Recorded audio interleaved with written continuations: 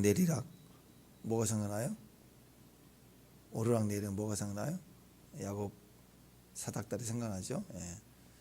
그러니까 야곱이 그걸 본 거예요. 그리스도가 통하여서 이 땅에 올라가고 내려가고 천사의 일들 하나님이 열리고 하늘이 열리고 진짜 이 예언이 야곱을 통해서 아브라함, 이삭, 야곱 이 뿌리를 통해서 이루실 일들을 이제 드디어 예언을 하고 있습니다. 자, 우리에게 일어난 환상들, 기도, 또 꿈 이런 비전들이 그리스도와 연결돼서 이렇게 응답이 되고 역사됨을 저는 믿습니다. 아멘. 자, 오늘 보면은 세례 요한의 제자였어요. 원래 안드레가 세례 요한의 제자였는데 세례 요한의 말을 듣고는 그래요? 그러면서 바로 갈아타 버렸어요. 그죠? 내 제자가 갈아탔으면 서운하잖아요. 근데 세례 요한은 어제도 얘기했지만 일도 자기 자신에 대해서 일도 없어요. 욕심이나 의지나 나라는 게 없어요. 철저히 그분을 위해서 자신을 소리가 됐다 이렇게 볼 수 있습니다. 그 많은 제자 중에 이제 예수님께로 많이 온 제자들이 있었는데, 자 여기 보니까 요즘은 성도 뺏었다고 난리 나겠죠. 이단 만들겠죠. 근데 그런 차원이 아니라는 거예요. 자, 제자가 어떻게 세워졌나를 보세요. 안드레가 예수님을 만났어요. 그러고 나서 베드로에게 자기 형제인데 이거 가지고 말해요. 안드레가 형이냐 베드로가 형이냐 별로 중요한 얘기 아니죠. 학자들 간에 계속 얘기가 많은데 그래도 전승에 의하면 유대 전승에 의하면 그리고 성경에 나와 있는 쭉 얘기를 들어보면 항상 베드로를 앞에 세우고 안드레가 뒤에 있기 때문에 그래서 영적으로 더 나아서 그럴 수도 있다. 그것도 있지만 또 항상 스스로가 이렇게 뒤에서 기록된 여러 여건들 전승에 의해서 보면 추정하기에는 베드로가 형이다 뭐 이렇게 보는 게 맞습니다. 어쨌든 형제에게 가서 바로 자기 형제 중에 한 사람에게 가서 내가 머사이아 그리스도를 만났다 메시아를 만났다 그래요. 그러니까 베드로가 또 술만 먹고 세상 일에 관심 있고 쓸데없다 그럴 거 아니에요. 근데 따라갔어요. 그러아 베드로가 또 제일 성격이 급하잖아요. 그래서 베드로가 딱 따라갔더니 예수님 보자마자 예수님 뭐라고 그래? 장차 개박하리라. 딱 베드로를 알아봅니다. 그리고 예수님이 베드로를 만난 후에 그 다음 갈릴리로 가시다가 빌립을 또 만났어요. 빌립을 만나 나를 따르라. 그랬더니 빌립이 곧장 베드로를 예수님을 따라갔습니다. 또 그 다음에 빌립이 예수를 만난 후에 또 자기 친구 나다나엘을 또 찾아갑니다. 가서 예수를 전합니다. 근데 나다나엘의 이야기인데 오늘 핵심은 나다나엘이 결국 예수님을 만났다 그 얘기인데 나다나엘의 과정이 좀 달랐어요. 그 부분을 우리에게 말씀하고 있습니다.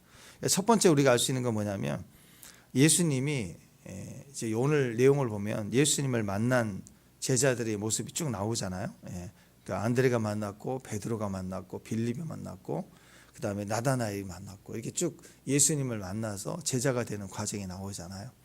우리도 예수님을 만났죠. 아멘. 그런데 먼저 생각할 건 있어요. 꼭 내가 만난 거 누가 만난 거 그게보다 더 중요한 게 있어요. 먼저 예수님 우리를 불렀어요. 예수님이 불렀으니까 우리가 만난 거예요. 예수님에 대해서 들었기 때문에 만난 거예요. 예수님 우리 부르지도 않았는데 내가 무슨 고행을 하고 뭐 산행을 하고 막 돌을 닦고 막 찾고 찾다가 보물을 찾더니 여기다 이거다 이렇게 찾는 게 아니고 제일 베이스가 뭐냐? 예수님이 먼저 우리를 불렀다라는 거예요. 부르시니까 예수님 제자를 부르는 시즌이 되고 제자를 부르시는 시즌에 다 제자가 찾아지는 거지. 뭐 한 사람 제자 삼고 한 15년 지나서도 하나 삼고 둘째 제자 삼고 이렇게 진행된 게 아니었다라는 거예요. 그 시기에 예수님이 드디어 세례받고 그리고 공생애를 시작하시자마자 제자를 바로 제자들을 부르셨다. 때가 되면 우리를 불러요. 아닌 것 같아도 자기 일에 어부 일에 또 자기 일에 열심히 하다가도 주님 우리를 부르면 곧장 세워주시는 준비하고 있어야 됩니다. 아멘. 지금의 과정보다 훨씬 더 예배자로 부르고 그 다음에 기도자로 부르고 그 다음에 선교사로 부르고 사명으로 우리를 부르신다는. 마가복음 3장에 보면 예수님이 우리를 부르시는 목적이 있습니다. 마가복음 3장 14절 15절 보면 이에 12를 세우셨으니 이는 자기와 함께 있기도 하며 또 보내사 전도도 하며 또 귀신을 내쫓는 권능도 가지게 하려 함이라. 이게 세 가지다. 첫 번째 자기와 있게 하면 제일 먼저 예배자예요. 주님과 함께 있는, 주님과 함께 있는. 여기는 예배가 있고 그 주님과 동행하는 지속을 예수님 만났어. 그 만난 걸 예배라고 그러고 주님과 같이 있는 걸 기도라고 그러고 그 다음에 전도도 하고 귀신 내쫓는 권능도 갖고 이거예요. 복음을 증거하다 보면 권능도 나타나게 되고 이 과정까지 주시기 위해서 예수님이 우리를 부르셨다. 그러니까 예수님의 부르심을 입은 우리는 예배자가 돼야 되고 예수님과 늘 함께 있는 기도자가 돼야 되고 그 다음에 또 뭐예요? 전도도 하고 선교도 하고 또 귀신도 권능을 쫓아내버리고 누구나 다 우리는 이런 부르심이 있다라는 거예요. 자, 먼저 빌립이 반응했던 걸 보면 빌립은 즉시 반응했어요. 그러니까 안드레나 베드로처럼 누군가에게 전도받은 게 아니고 예수님이 가시다가 그냥 빌립을 향하여 나를 따르라 그랬더니 그냥 쫓았잖아요. 이건 직접적으로 부르심을 입었습니다. 하나님은 여러 가지 방법을 사용하셔서 직접적으로 또는 간접적으로 친구를 통해서 누구를 통해서 또 이렇게 세례요한을 통해서 이렇게 직접적으로 부른 사람도 있고 간접적으로 부른 사람이 있습니다. 직접적으로 부른 사람은 더 큰 거냐? 절대 그렇지 않으세요. 성령을 통해서 하시든 꿈을 통해서 그러든 또 사도 바울처럼 또 나타나 주시든 아니면 이렇게 직접 또 빌립에게 말씀하시는 간에 주님은 우리를 어떻게 부르시는가 그게 중요한 게 아니라 우리의 반응이 중요한 거예요. 왜냐하면 우리는 다 불러요. 하나님 우리를 지금도 우리를 부르시는 거예요. 똑같아요. 성경이 항상 얘기하는 것은 우리의 반응이에요. 주님의 부르시면 우리는 어떻게 반응하는가. 그러니까 오늘 말씀을 통해서 그걸 봐야 돼요. 빌립은 어떻게 반응했어요? 즉각적으로 반응했어요. 성경에 보면은 이유로 되는 사람들이 있었죠. 나 장가 갔습니다. 또 밭을 샀습니다. 또 소를 샀는데 이게 괜찮은지 확인 좀 해봐야 됩니다. 그래서 이래저래 잔치에 이렇게 불신하거나 또는 핑계하고 또는 더디 느리고 게으르고 또 나중에는 유다와 같이 부르셨는데 그렇게 쳐줬죠. 그 엄청난 과정이 같이 동행까지 했어요. 근데 끝까지 끝내는 예수님을 팔아치우는 그런 어리석은 자도 있다. 이게 하나님 나라에 가는 우리의 반응이 중요한 거예요. 우리의 반응이 어떤 반응이냐. 자, 빌립은 안드레와 베드로와 거의 한 동네 베세다 사람들이죠. 베세다는 갈릴리 호수 근처에 있는 그물의 집이란 뜻인 베세다. 그래서 어부들이 많이 살고 있었다. 갈릴리 해변이니까 그러지 않겠습니까? 이런 배경에서 보면 빌립, 안드레 또 베드로 거의 같이 자란 그 배경 동네의 사람들입니다. 그러니까 다 요한도 그렇고 더 갈릴리 바운더리에 있었던 다 그 사람들이에요. 다. 그러니까 그런 의미에서 보면 예수님이 어떤 사람을 불렀냐면 거의 신앙생활을 그 보잘것없고 작은 그 마을에 그 주변에 그 한 사람 두 사람을 통해서 연이어서 그 그룹들이 친구와 친구를 더불어서 같이 신앙하는 사람들을 통해서 나중에는 엄청난 제자들이 되는 거예요. 그냥 누구든지 말씀만 동행하면 그런 위대한 제자로 될 수 있는 거예요. 그러니까 지금 전도 대상은요, 다 합당한 사람, 다 나와 맞을 수 있는 어떤 미지 어떤 사람이 올 거야. 한 4월, 5월 달 되면 동방에서 귀인이 올 거야. 뭐 이런 토종비일 같은 소리가 아니고 지금 우리 가정에 제자가 있고 동역자가 있고 지금 교회 안에 우리 믿음의 동역자가 있고 가까운 데 있는 거예요. 거기서부터 시작이에요. 내 가정, 내 동네 사람부터 믿음의 돌파가 일어나야 됩니다. 예수님은 이 베세다 출신의 제자들과 함께 이 베다니 사람들을 이 베세다 사람들을 중심으로 해갖고 사역이 이루어졌습니다. 또 오병이어 기적 또 마찬가지, 칠병이어 기적도 그렇고요.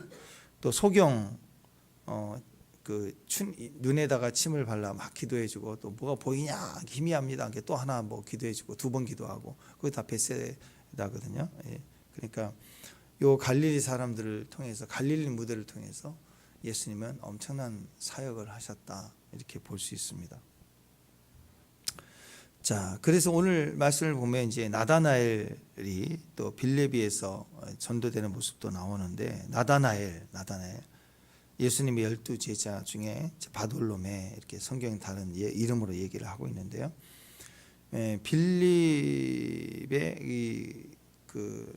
빌립에 가서 복음을 전했잖아요. 안드레가 그리스도에 관해서 전하지 않으면 견딜 수 없는 마음으로 베드로에게 형 하고 가서 얘기를 했고, 똑같이 빌립이 그냥 곧바로 나다나엘을 찾아갔습니다. 제일 친한 친구죠.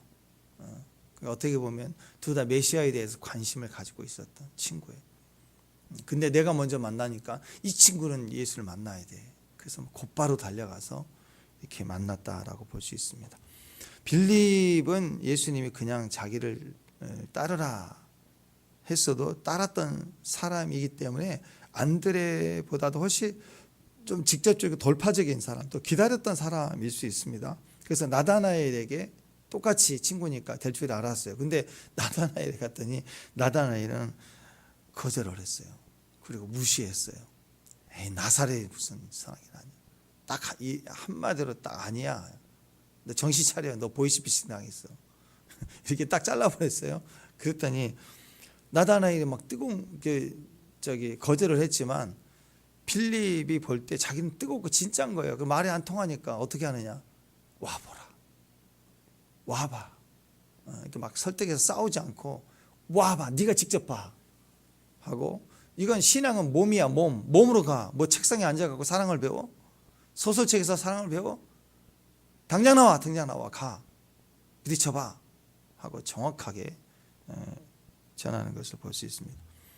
자, 나다나엘을 보면 46절 한번 볼까요? 46절 한번 읽어봅시다. 시작.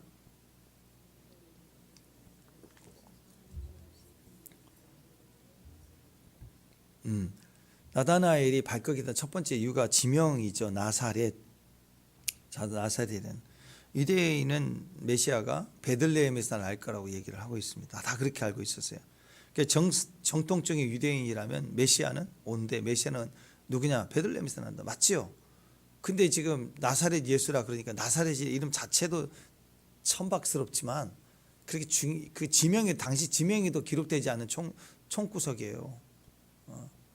그런데 거기에 나사렛 예수다 그러니까 첫 번째로 말이 안 돼. 말씀에도 말도 안 되지만 지명으로도 거기는 아니지. 이렇게 얘기가 나온 거죠. 당시 나사렛은 갈릴리 마을이기는 하지만 정통 율법주의자들은 부정한 거 싫어하잖아요. 죄인들이 많고 가난한 자가 있고 이런 데는 부정하다고 싫어하는 곳인데, 그런 지역이다 보니까 마땅히 거기는 부정하고 멸시당하는 곳이야. 아니야라고 당연히 생각을 했다라는 것입니다. 나다나엘도 빌립이 전한 복음을 거절하는데 그 말투나 이런 나사렛 얘기나 이 배경을 보면 굉장히 이렇게 논리성도 있죠. 베들레헴이잖아.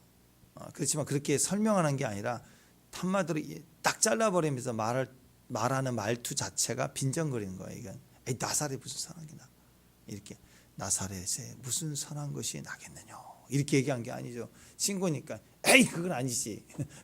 이렇게 직접적으로 탁 잘라서 에이 말도 꺼내지 마, 이런 식으로 딱 하니 전한 사람이 이런 애 이렇게 거절당하면 기분이 좀 나쁘지 않겠어. 친구지만 어쨌든 그런 부분에서도 너무 자기가 만난 그 메시아가 너무 분명하니까 강권해요. 와보라. 더 이상 설득이 안 되니까 와봐. 네가 경험을 해봐라. 이렇게 얘기를 합니다. 그러나 이 나다나엘은 한마디로 정통 유대 율법주의자, 약간 사도 바울과요. 그리고 말씀이 아니면 아닌 그런 개념으로 볼 수가 있습니다. 자, 메시아에 대한 예언을 우리가 알 수 있는 내용이 이사야 11장 1절 말씀이죠. 이새의 줄기에 한 싹이 난다. 아시죠? 예. 자, 이 말씀이 의미하는 게 굉장히 큽니다. 왜냐하면 이새의 줄기에 한 싹, 이 의미가요 굉장히 폐쇄적이고 너무 소극적이고 보잘것없는 의미를 얘기를 합니다. 너무나도 보잘것없다라는 의미가 되는 거죠. 여러분 아는 것처럼 룻기에 보면 룻의 아들이 오벳의 아들이 이새잖아요. 다윗의 아버지.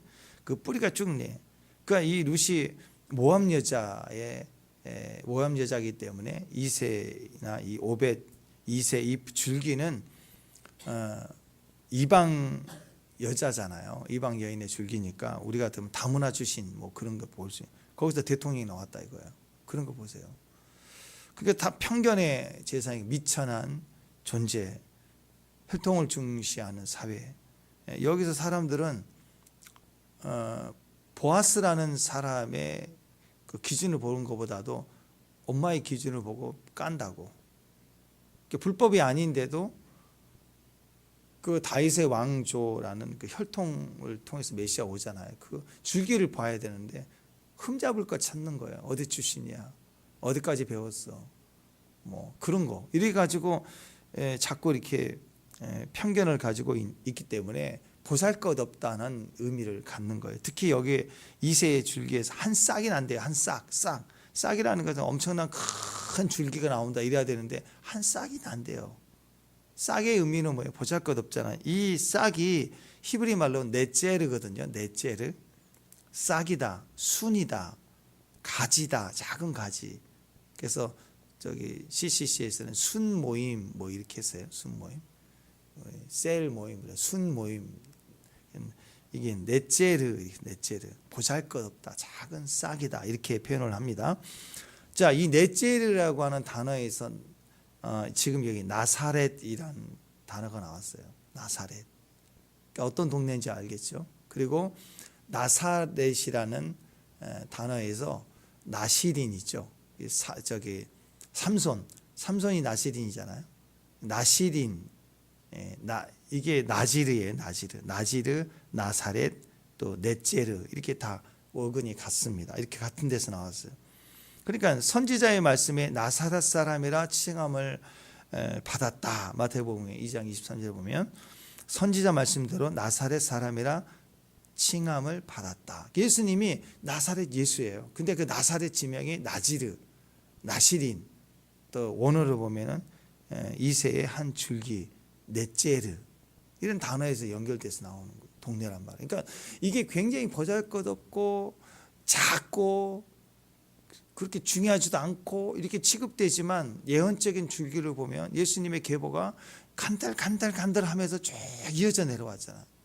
다윗의 왕조에 커졌지만 그 이후로도 막 얼마나 고난을 당하고 어렵습니까? 사탄이 그렇게 많은 공격과 방해가 있었다. 그러나 결국 예수님이 베들레헴에 태어났고 나사렛에서 자라셨다 이렇게 볼 수 있습니다. 이사야 11장 2절에 보면 이새의 1절 2절 아까 제가 다시 읽어드릴게요. 이새 줄기에 한 싹이 나며 그 뿌리에 한 가지가 나서 결실할 것이요 그 이외에 여호와의 영 곧 지혜와 총명의 영이요 모략과 재능의 영이요 지식과 여호와를 경외하는 영이 강림하리니. 그 여러분 메노라의 모습을 보면 메노라가 나무가 이렇게 가운데가 있으면 가지가 이렇게 나무 가지들이 이렇게 쭉쭉 있죠. 일반적으로 나무를 보면 나무가 이렇게 쭉 있으면 가지들이 이렇게 뻗지잖아요. 메노라 모습과 비슷해. 가운데 줄기를 통해서. 그러니까 이 작은 나무가 처음부터 나무가 이렇게 큰 건 아니잖아. 그래서 뿅뿅뿅 자란 나무들이 10년, 20년, 100년 넘어가니까 큰 나무가 되는 거 아니에요. 그러니까 이 보잘것없는 이 작은 싹 같은 이 줄기가 여기에 메노라처럼 가지를 탁 펼쳐갖고 거기에 엄청난 영광이 나타납니다. 그러니까 그 결실을 보니까요. 지혜, 여호와의 영, 7영이죠. 지혜와 총명, 모략과 재능, 지식과 여호와를 경외하는 영. 7영이 우리가 창세기에서 뭘 봤어요? 흙덩어리인데 그냥 흙이에요. 흙인데 성령이 확 임하면 도자기가 된 게 아니라 그냥 흙에 여전히 우리는 흙인데 빛이 임하니까 우리 생명이 돼요. 살아있는 존재가 돼요. 죽으면 빛이 빠져나가는 거예요. 그러면 우리는 다시 흙이에요. 흙으로 돌아가는 거예요. 아무것도 아니에요. 우리는. 예수님도 이렇게 작고 연약하고 이 한 싹처럼 이렇게 시작되고 이런 모습으로 오셨지만 그 안에는 완전한 성령이 충만한 메시아 그분이 계시잖아요. 영이 있잖아요. 우리도 마찬가지입니다. 우리의 약함 괜찮아요. 약함 위에 성령이 임하면 돼요. 성령이 임하면 강력하다, 메시아다. 그래서 우리에게 메시아 영이 있어요. 우리는 메시아는 아니지만 메시아 영이 있어서 똑같은 역할을 나의 일도 하고 나보다 더 큰 일도 하리라, 그 얘기입니다. 그래서 지혜와 총명이 있고 또 모략과 재능, 또 지식과 여호와를 경외하는 영, 그 충만한 우리 안에서 일을 하게 하시는 거예요. 네. 그 제자를 부르시는 이유는 거기 있어요. 그 그리스도인 임파테이션에서 제자들에게 똑같은 그냥 베세다 사람들이지만, 직업이 어부 출신들이지만 그들에게 성령이 임하고 예수님의 가르침, 주님을 만나고 성령이 임하면 그들은 예수님과 같은 그런 기적의 도구가 된다는 거죠. 그래서 우리가 그런 기대를 봤으면 좋겠어요. 우리 안에서 우리 형편과 상황을, 난 흙덩어리고 아무것도 아니지만 오늘 성령의 충만함이 내게 임하면 구별되는 거야. 찬한 부족한 보잘것없는 주신 그런 우리의 오늘 주님을 만남이 있고 강력한 성령이 임하면 우리가 그렇게 쓰임 받을 수 있다는, 그게 하나님의 사람들이다. 51절에 보면 진실로 너희에게 이르노니 하늘이 열리고 하나님의 사자들이 인자 위에 오르락 내리락 하는 것을 보리라 그랬습니다. 이 엄청난 계시가 열리는 거예요. 궁극적으로 주님이 마지막 때에 이 땅에 공중 재림할 때 우리가 볼 수 있는 사람 됐으면 좋겠어요. 거기까지 오르락 내리락 하늘이 열리는 계시들, 우리 적그리스도 환난 보는 사람들이 아니에요. 그건 일어나는 과정 중에 하나예요. 아니 부산을 간다 그러면 KTX 타고 쭉 갈 때 부산 가서 부산 보는 것이 목적이지, 가다가 창가에서 뭐 이런 모양 저런 모양, 구름 모양, 산 모양, 농촌 시골 모양, 그거 우리 목적이 아니죠. 환난은 우리 목적이 아니에요. 우리는 궁극적으로 하늘이 열리고 주님이 오시는 걸 보고 영접할 사람들입니다. 아멘.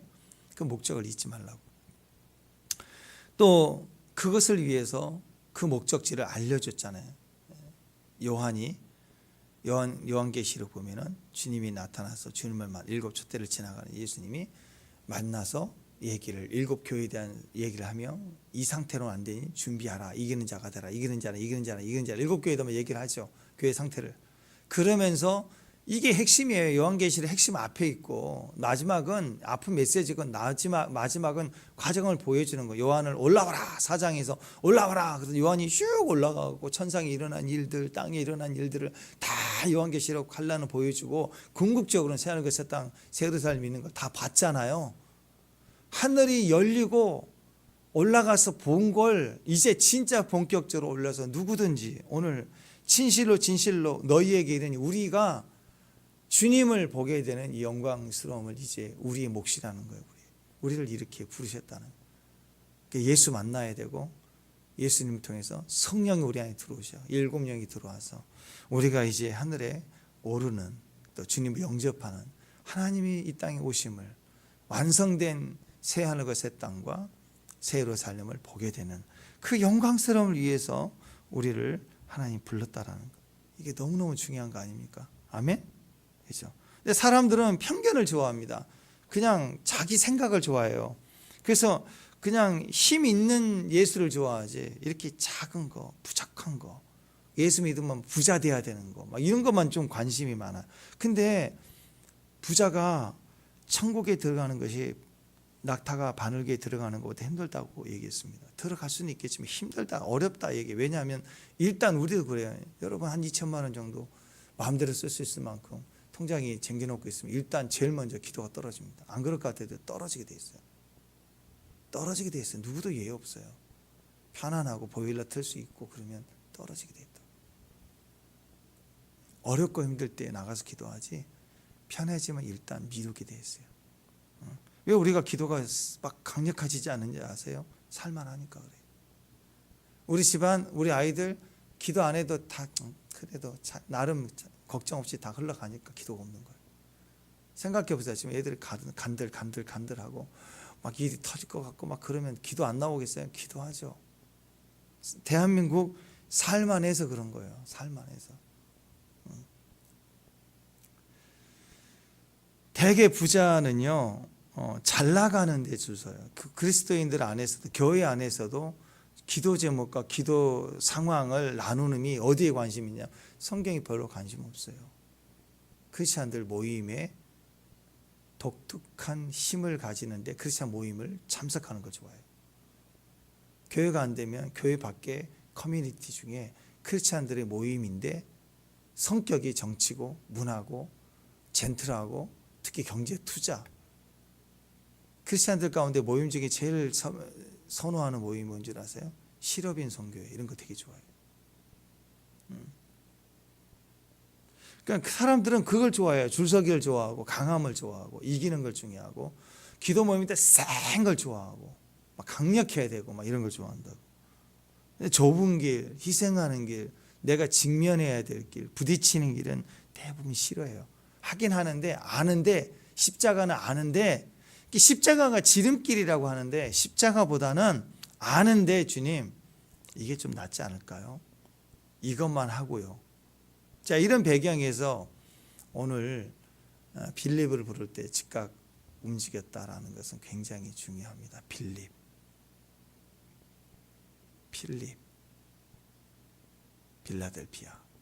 얼마나 대단하지 않습니까? 빌립이란. 하나님은 우리의 강함보다요 우리의 약함을 사용해요. 약함 위에 강력한 성령이 있어요. 그래서 우리가 약할 때 더 나와야 돼요. 정말 피곤할 때 더 나와요. 저번에 한번 말씀드려 반대정신. 반대정신이 나를 깨트리고 정말 주님을 이기게 하신 메시아 공식입니다. 메시아 공식, 십자가 정신. 그걸 볼 수 있어야 돼요. 그게 보여지는 사람들이 있다고. 그래서 막 환난을 당하는데 막 웃어 막 기뻐해. 거의 미친 사람처럼 기뻐해야 돼. 왜? 제정신입니까? 아니죠. 초정신이에요. 초정신. 제정신 어떻게 웃음이 나와요? 초정신이라니까. 성경, 비성경이 아니에요. 초성경이에요. 이해되지 않는 기쁨, 하나님이 주신 기쁨. 진짜 웃어야 될 때인 거예요. 작은 것이 항상 이깁니다. 거대하고 큰 게 이기는 게 아니에요. 보잘것없는 것이 결국 이겨요. 약한 것들, 부족한 거, 병든 거, 나이 들어가는 거. 그게 지금 여러분, 저와 여러분 인생이 최고의 때예요. 지금이 나이 들어가는 거. 할렐루야. 뭐 못한다고 아니란, 지금 진짜네.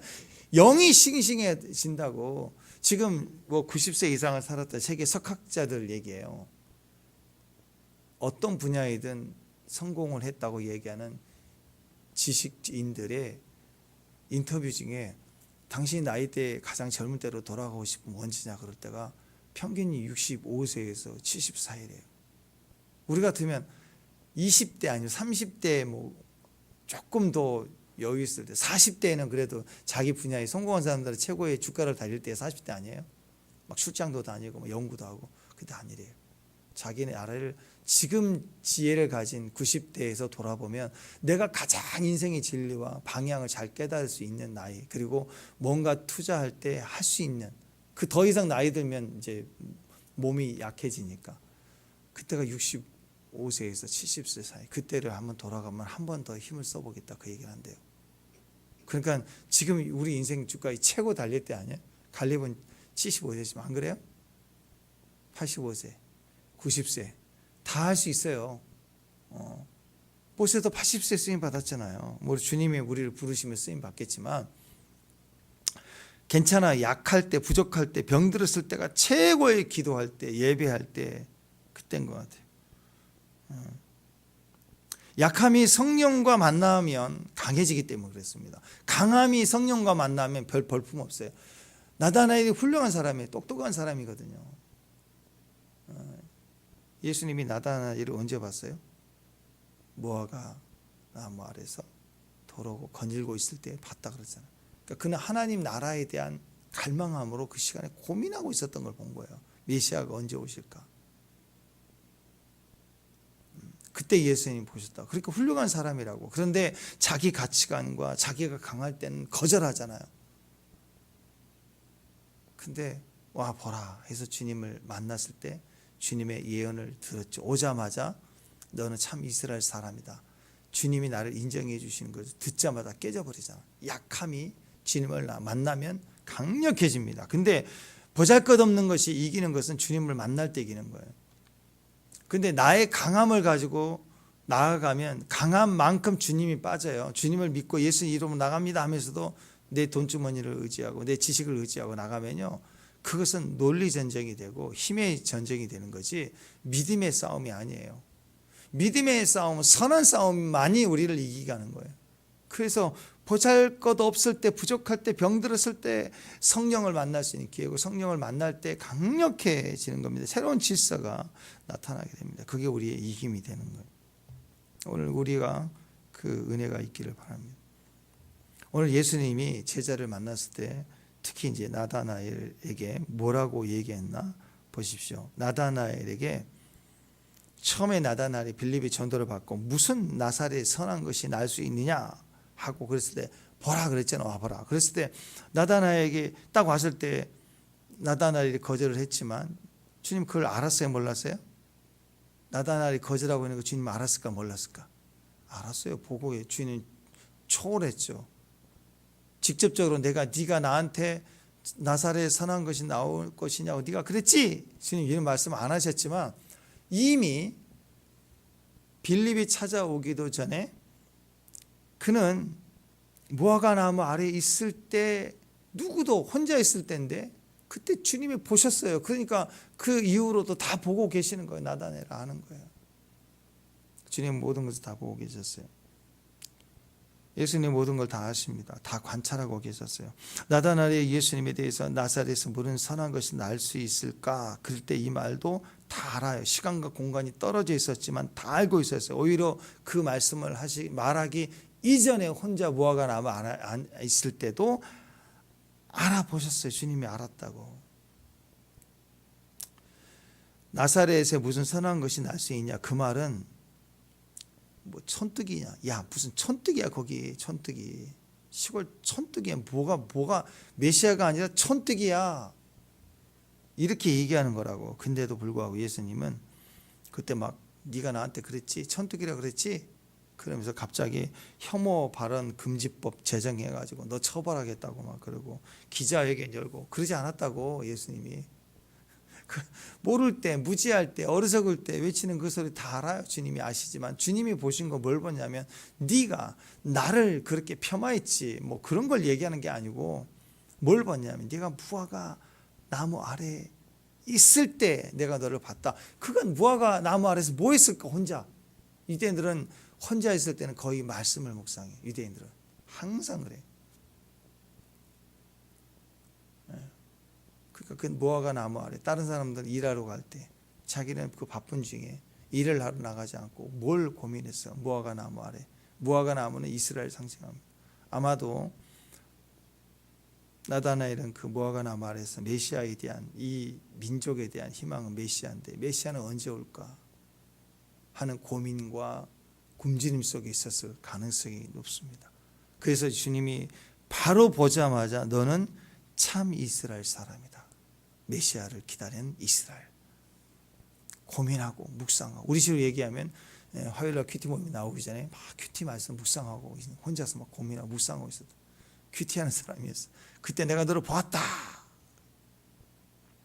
그러니까 여러분 너 안에 간사한 게 없다.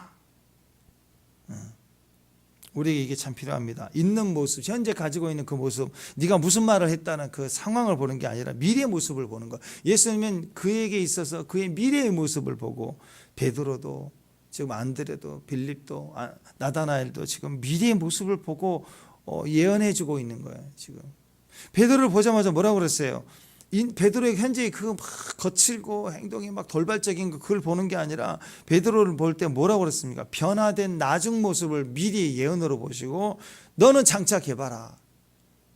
나다나엘의 그 말투를 보는 게 아니라 나다나엘이 무화과 나무에서 고민하고 있는 걸 다 들으셨고 그리고 나중에 나다나엘이 어떤 모습인 것을 알고 너는 참 이스라엘 사람이다. 너는 간사한 게 없다. 라고 예언을 하시는 겁니다. 지금 문제투성인 우리 모습 이걸 가지고 예언해 주는 게 아니라 진짜 예언은 믿음의 눈으로 미래에 되어질 모습을 주님께 약속을 받아서 예언해 줄 수 있는 게 진짜 모습이에요. 축복합니다.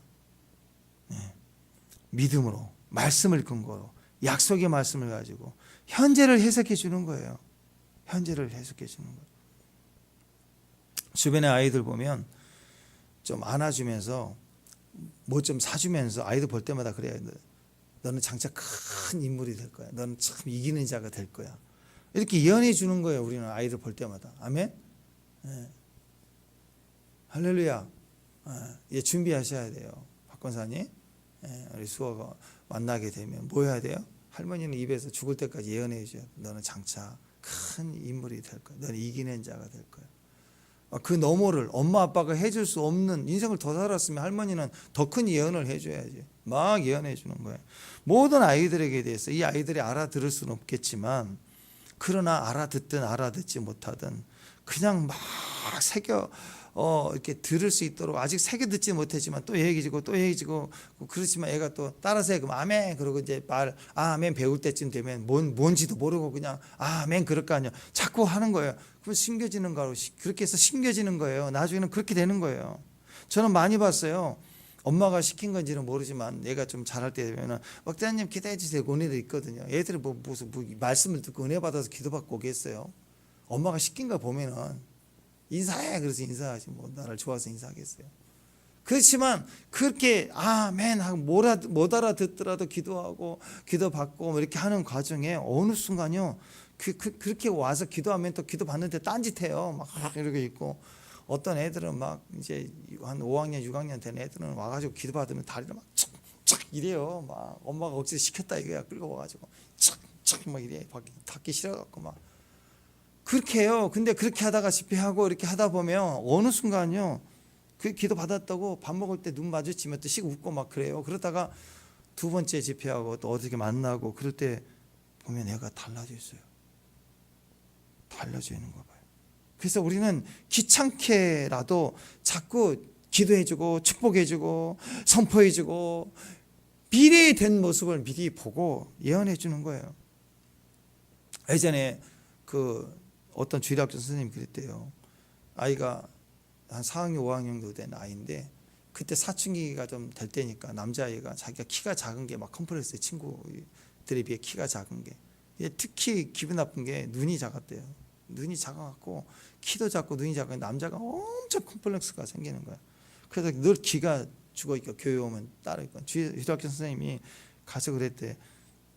야, 너 눈을 보니까 눈이 작네 그랬으면 막 확인 사살이잖아요. 그렇지 않은 컴플렉스가 있는데 눈 작대 그러면 더 그렇잖아. 근데 뭐라고 그랬냐면 너 눈이 작은 걸 보니까 너 겁이 없겠다. 그래서 자기는 그 소리를 생전 들어본 적이 없대. 아니 눈이 작은 거 사람이 겁이 없나요? 그건 없잖아요. 근데 선생님의 견해인지 어쨌든 처음 들어본 얘기야. 넌 눈이 작은데 넌 힘내라 그러면 더 낙심됐을 텐데 너무나도 당연하게 선생님이 넌 눈 작은 걸 보니까 너 진짜 겁없겠다 하고 툭 하고 지나가더래요. 자기 반 선생님도 아닌데. 근데 갑자기 이게 무슨 말이야? 그래서 꽂히더래요. 키가 작았지만 나는 그런가? 눈이 작은 사람들은 겁이 없나? 난 특히 다른 애들 봐 눈이 더 작으니까 난 겁이 없겠네. 애가 원래 겁이 있죠 그 나이에. 근데 갑자기 내가 용감하구나. 내가 겁이 없구나. 믿어지더래요. 그래가지고 이게 근거 없는 말이 뭐 근거 있는 말은 아니겠지만 사춘기 지나가도록 막 키가 작아도 컴플렉스도 없고 당당하고 말도 툭툭 치고 나가고 그래서 자기 사춘기 때를 너무 당당하게 이겼다. 그러고 났더니 또 키는 또 늦게 자란 애들 있잖아요. 나중에 또 키가 또 이렇게 자라고 아무렇지도 않았다. 뭐 그 얘기를 아이가 얘기한 걸 들은 적이 있는데 그럴 수 있어요. 장차 개발하리라. 반석이다 너는. 미래 베드로가 반석이잖아. 나중에 기초가 되잖아요. 천국 열쇠를 받은. 또 참 이스라엘 사람이다. 네 안에 간사한 게 없도다. 예전에 우리 나목사님 우리 현준이 봤잖아요. 현준이가 뺀질뺀질하고 중3일 때인가 그런가 고1 들어갈 때 그때쯤 선교지도 못 가고 아빠 따라서 그러고 있을 때 그 어떤 분이 와서 기도를 해주는데 넌 엄마 말도 똑바로 안 된다고 엄청 기도를 해준 게 야단을 쳐버렸어요. 그래가지고 얘가 하고 저쪽에 있더라고. 그래서 제가 부르다가 현전아 내가 기도해 줄게. 그래서 기도해 주는데 얘가 피아노를 치고 있더라고. 그래서 내가 하나님이 너를 찬양을 통해서 너에게 은혜를 주고 또 너다운 모습을 거기서 발견할 수 있을 거라고 하면서 막 찬양에 대한 얘기를 해줬거든요. 그때 받은 기도가 그거였어요. 근데 나중에 오동수가 그 아빠가 얘기하는데 아무리 피아노를 가르치려고 내가 피아노 안 치려고 그랬대는데 그 다음날부터 유튜브를 보고 혼자서 독학하고 그러더니 1년 3개월부터 반주 집회 다니면서 반주 옆에서 쳤거든요. 3개월 스스로 독학해갖고 1년 사이에 900곡을 암송했대. 1년 사이에 900곡을 혼자서 그 당시 그래서 치고 다녔어요. 그걸 보면서 누군가의 기도는 우리의 기도가 세고 그런 게 아니에요. 그 감동과 믿음으로 심는 거예요. 우리는 또 모든 말씀을 가지고 예언할 수 있잖아. 성경의 모든 말씀을 가져다가 예언할 수 있잖아. 올해 여러분이 가진 말씀을 가지고 이름을 넣어서 불러줘서 예언할 수도 있고 사용할 수 있는, 꺼내 쓸 수 있는 거라고. 그러면 안 받는, 오늘 예수님이 불렀다는 것보다 더 중요한 건 그 부르심의 반응들이잖아요. 그 반응들이 있는 사람들은 살아나는 거예요. 이렇게 불행하게도 부자 청년, 가장 우리가 제자다운 제자라고 쳐줄 수 있는 이력을 다 가진 부자 청년은 예수님이 제자로 불렀을 때 근심하고 돌아가잖아요. 그죠? 반응이 약하면, 반응이 아니면 제자로 쓸 수가 없는 거 아니겠습니까? 근데 그걸 믿음으로 받으면 아이들이 엄청나게 달라지기 시작하는, 기적들이 일어나기 시작하는 거예요. 장차 개발하리라. 참 이스라엘 사람이구나. 네 속에 간사한 게 없구나. 예수님이 베드로를 예언적으로 미래적 사명자의 모습으로 해석해 준 거예요. 내 생각으로 해석하고 내 생각으로 알아맞히는 게 아니라고. 예언은 성경 말씀을 가지고 해석해 주는 거예요. 너무 쉽죠, 예언하기가. 성경 말씀을 가지고 예언 해석해 주는 거예요. 나다나엘을 예언적으로 미래적 사명으로 하나님의 말씀으로 해석해 준 거예요. 너는 간사한 게 없다. 참 이스라엘 사람이다. 예수님을 만난 베드로, 나다나엘도 좋았겠지만 사실 그 예언으로 축복하고 계시는 예수님은 얼마나 행복했을까요? 왜? 씨 뿌린 농부가 씨를 뿌릴 때 얼마나 행복한지 몰라. 이것이 이렇게 자랄 것이라는 그 기대감을 가지고 뿌리거든요. 뿌릴 때 기뻐요. 그리고 뿌리는 내내, 농부가 뿌려놓고 가만히 있는 농부는 없어요. 가꾸고 다듬고 비가 올 때도 또 많이 올까 봐 다 관리하거든요. 그러니까 예수님은 우리에게 이 말씀을 주실 때 뿌려놓고 끝나는 게 아니라 계속 기도해주고 기다리고 기다려주고 기대해주고, 나다나엘을, 베드로를, 빌립을, 안드레를, 모든 제자를 이렇게 주님 불러주시고 심어주시는 분이십니다. 그 믿음의 과정을 다 동행해 주시는 분 예수님이에요. 오늘 이 예언적인 축복이 저와 여러분이 됐으면 좋겠습니다. 저와 여러분 통해서 흘러나가야 됩니다. 심어주세요. 또 뿌리고 또 심고 또 뿌리고 또 심고, 주변에 오는 아이들, 특히 우리 아이들 다음 세대를 위해서, 또 우리 가정의 자녀들을 위해서 지금도 뿌려야 돼요. 또 예언해주고 또 뿌려지고. 그러니까 얼마나 좋아요. 그러니까 눈이 작은 아이를 보면 어떻게 주님 기도해 줄까? 어떻게 해석해 줄까요? 기도하세요. 주님이 그때 지혜와 청명을 주시면 그 청명의 마음을 가지고 그 지나간 말도 살려내는 것처럼 청명을 줄 수 있잖아요. 어떻게 전할까? 어떻게 문자를 할까요? 여러분이 기도하면서 주님의 지혜를 따라가면서 영혼이 살리고 사명을 살려내는 거예요. 축복합니다. 예. 그 예언의 축복이 미래적인 완성의 모습을, 약속의 말씀을 가지고 해석해 줄 수 있고 그 불러줄 수 있는 주님 만난 반응이 또 우리 안에도 이렇게 강력한 간사한 게 없이 말씀하면 아멘하고 뛰어들 수 있는 그 믿음의 큰 축복이 있기를 주님의 이름으로 축원합니다. 기도합니다. 하나님 감사합니다. 오늘 우리를 부르시는 그 부르심의 자리에 주님의 동행해 주심, 또 우리를 미리 보고 우리를 확인해 주시는 미래적인 모든 약속의 자리에 오래 받은 말씀의 그 완성된 모습을 예언할 수 있고 해석할 수 있는, 또 해석되지 않는 우리 환경에 대해서도 지속적으로 씨를 뿌려서 우리 환경, 가정, 또 우리 상황도 말씀으로 막 늘 해석해 주고 알려줄 수 있는 믿음의 정도 될 수 있도록 도와주옵소서. 예수님 이름으로 기도합니다.